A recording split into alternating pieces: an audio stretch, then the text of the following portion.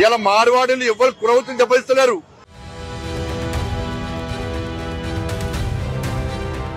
తెలంగాణలో మార్వాడి వ్యతిరేక ఉద్యమం ఊపందుకుంటున్నది.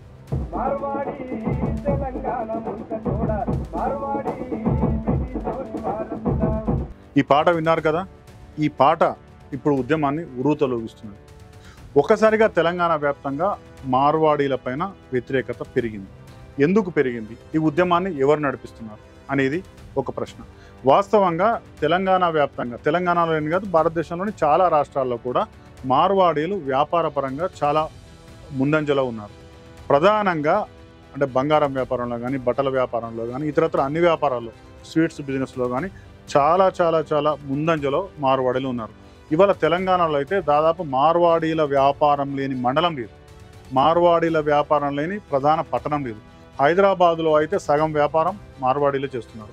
ఇక అన్ని జిల్లా కేంద్రాల్లో, అన్ని మండల కేంద్రాల్లో, అన్ని నియోజకవర్గ కేంద్రాల్లో కూడా వారు విస్తరించారు. ఇట్లా మార్వాడీలు విస్తరించడం వల్ల స్థానిక వ్యాపారులు తమ వ్యాపారాలు కోల్పోతున్నాము అనే భయాందోళనలో ఉన్నారు. ఇదంతా మొన్నటి వరకు నిన్నటి వరకు చాలా అంతర్లీనంగా, అంతర్గతంగా, గుట్టుచప్పుడు కాకుండా నడిచిపోయింది. ఎవరి బాధను వాళ్ళు కడుపులో దాచుకున్నారు. కానీ ఇటీవల జరిగిన వరుస సంఘటనలు మార్వాడీల మీద వ్యతిరేకత పెరగడానికి ప్రధాన కారణమయ్యాయి.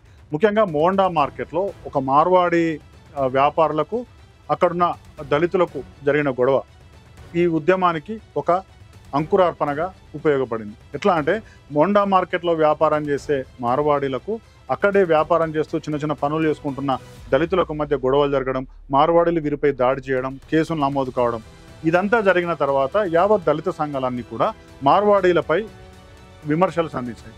మార్వాడీలు గుజరాత్ లాంటి ప్రాంతం నుంచి తెలంగాణకు వచ్చి ఇక్కడ వ్యాపారాలు చేసుకుంటూ, ఇక్కడ చిన్న పనులు చేసుకుంటూ, చిన్న వ్యాపారాలు చేసుకుంటున్న దళితులు ఇతర వర్గాల మీద దాడులు చేయడం ఏంటి అనే ప్రశ్నతో ఉద్యమం ప్రారంభమైంది. ఇది మెల్లమెల్లగా రాష్ట్రం అంతా విస్తరించింది. ఇప్పుడు మార్వాడీలకు వ్యతిరేకంగా పాటలు కైకట్టి పాడే వరకు వచ్చారు. చాలా మంది జానపద కళాకారులు ఇప్పుడు మార్వాడీలకు అనుకూలంగా పాటలు పాడుతున్నారు. ఇంకొక ఆసక్తికరమైన విషయం ఏంటంటే తెలంగాణలో మార్వాడీలకు వ్యతిరేకంగా దళితులు ప్రారంభించిన ఉద్యమంలో స్థానికంగా ఉండే వైశ్యులు చేరిపోయారు. చాలా ప్రాంతాల్లో మార్వాడీల వ్యాపారం వల్ల బాగా నష్టపోయింది వైశ్య కమ్యూనిటీ. అంటే స్థానికంగా ఉన్న వైశ్యులు ఎప్పటి నుంచో ఇక్కడ వ్యాపారాలు చేసుకుంటూ జీవనోపాధి సాగిస్తున్నారు. మార్వాడీలు రావడం వల్ల వారి వ్యాపారాలు కూడా చాలా వరకు దెబ్బతిన్నాయి. ఇంకొక ప్రధాన విషయం ఏంటంటే గతంలో మార్వాడీలు వచ్చి ఇక్కడ షాపులు పెట్టినా, వ్యాపారాలు పెట్టినా వారు ఇక్కడ స్థానికులను ఉద్యోగంలో పెట్టుకొని వాళ్ళ వ్యాపారాలు కొనసాగించేవారు. కానీ కొద్ది కాలంగా ఏం జరుగుతుందంటే మార్వాడీలు తమ షాపులో పనిచేయడానికి కోసం కానీ, ఇంకా చిన్న చిన్న పనులు చేయడానికి కానీ వాళ్ళ కుటుంబీకులను, వాళ్ళ కులస్తులను, లేకుంటే వాళ్ళ ప్రాంతానికి చెందిన గుజరాత్ ప్రాంతానికి చెందిన వారిని ఇక్కడ తెచ్చుకున్నారు. దీంతో ఏమవుతుందంటే గుజరాత్ నుంచి మైగ్రేషన్ ఎక్కువైపోతుంది తెలంగాణ ప్రాంతానికి, ముఖ్యంగా హైదరాబాద్కు, మెయిన్ సిటీస్కు. దీనివల్ల ఏంటంటే అటు వ్యాపారాలు దెబ్బతిని, ఇటు కనీసం పని కూడా దొరకక తెలంగాణలో ఒక రకమైనటువంటి సంక్షోభం ఏర్పడింది వ్యాపార రంగంలో. స్థానికులకు చాలా ఇబ్బందులు ఎదురవుతున్నాయి. దీంతో ఇప్పుడు వైశ్య కమ్యూనిటీ, ఇతర వ్యాపారాలు చేసే వాళ్ళంతా కూడా ఈ ఉద్యమానికి బలంగా అండగా నిలుస్తున్నారు. ఇక్కడ మనం కీలకంగా గమనించాల్సింది ఏంటంటే హైదరాబాద్ నుంచి ఉద్యమం గ్రామాలకు విస్తరిస్తున్నది. మనం ఉమ్మడి మహబూబ్ నగర్ జిల్లాకు చెందిన అమనగల్ గ్రామంలో అక్కడ వ్యాపారస్తులంతా ఈ నెల 18న మార్వాడీల వ్యాపారానికి వ్యతిరేకంగా బంద్కు పిలుపునిచ్చారు.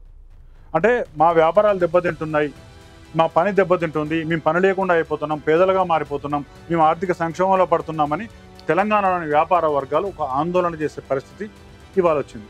అయితే ఈ పరిస్థితిని ప్రభుత్వం కూడా చాలా సీరియస్గానే పరిగణిస్తూ తెలుస్తుంది. అయితే దీన్ని ఒక శాంతి భద్రతల సమస్యగా ప్రభుత్వం చూస్తున్నట్టు కనిపిస్తున్నది.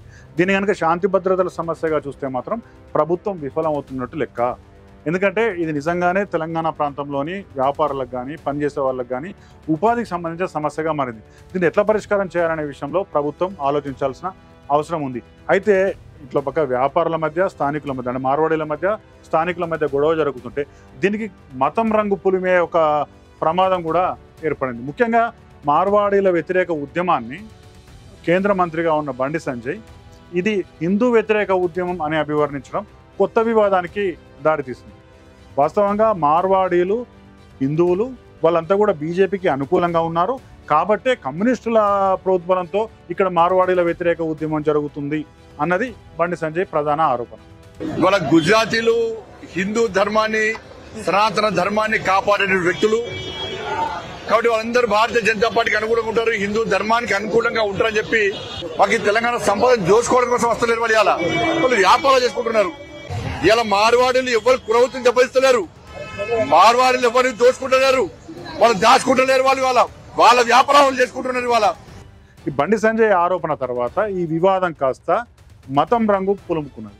వాస్తవానికి ఇది మతానికి సంబంధించిన విషయం కాదు, ఇది కుల వృత్తులకు సంబంధించిన అంశం, ఇది వ్యాపారస్తులకు సంబంధించిన అంశం.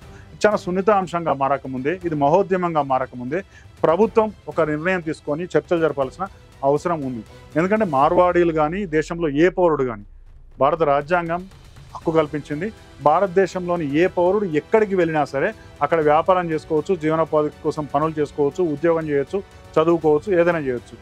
భారతీయ పౌరులకందరికీ ఆ స్వేచ్ఛ ఉంది. అయితే ఇక్కడ సమస్య ఏంటంటే మార్వాడీల వాళ్ళు హైదరాబాద్ కానీ తెలంగాణలోని ప్రాంతాలకు కానీ వచ్చి వ్యాపారం చేసుకునే విషయంలో ఎవరికీ ఎలాంటి అభ్యంతరం లేదు.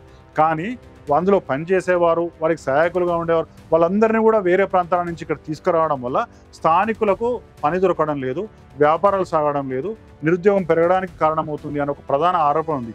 దీన్ని అడ్రస్ చేయాల్సిన బాధ్యత మాత్రం ప్రభుత్వం పైన ఉంది. సమస్య చిన్నదిగా ఉన్నప్పుడే స్పందించి సరైన చర్యలు తీసుకుంటే అన్ని వర్గాలకు మేలు జరుగుతుంది. సమస్య జటిలమైన తర్వాత ఇది కులాల సమస్యగా, మతాల సమస్యగా, ప్రాంతాల సమస్యగా మారితే పరిస్థితి క్లిష్టమయ్యే అవకాశం ఉంది. కాబట్టి ఇప్పటికైనా ప్రభుత్వం వెంటనే స్పందించి సంబంధికులతో చర్చలు జరపాల్సిన అవసరం మాత్రం తెలంగాణ రాష్ట్రంలో ఏర్పడింది. ఇలా మార్వాడీలు ఎవరు కులవృత్తిని దెబ్బతిస్తలేరు.